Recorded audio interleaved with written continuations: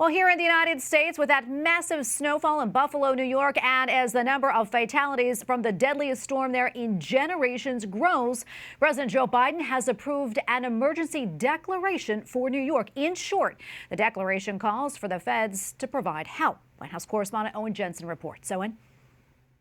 President Biden and the First Lady were scheduled to fly to St. Croix in the Virgin Islands to spend the New Year there before returning here to the White House next week. But first, that emergency declaration to help Western New York State save lives and protect property.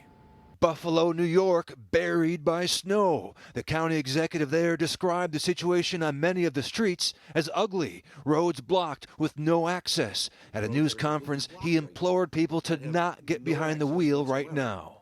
And people are trying to drive on these roads or trying to get into these neighborhoods, and they can't. Please, please, you heard the mayor beg, I'm begging, stay home.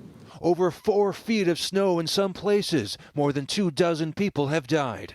Some are sad stories of carbon monoxide poisoning. Some are in vehicles, and sadly, some are outside. And as authorities try to clear the way and get power restored to those still without, authorities are now enforcing a driving ban. The deputy mayor urging people, please adhere to the driving ban today. It is continued in the city of Buffalo. We are trying our best to get things cleaned up, and we just thank you for your continued patience.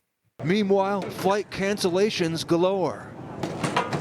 Travelers stranded at airports across the country. More than 2,900 domestic and international U.S. flights were canceled today as of about noon Eastern Time, according to the tracking site FlightAware.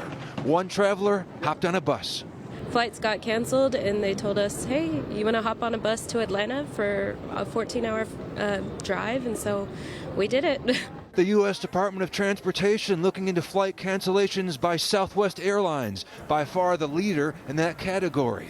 Southwest says cancellations snowballed as the storm moved across the U.S., leaving flight crews and planes out of place.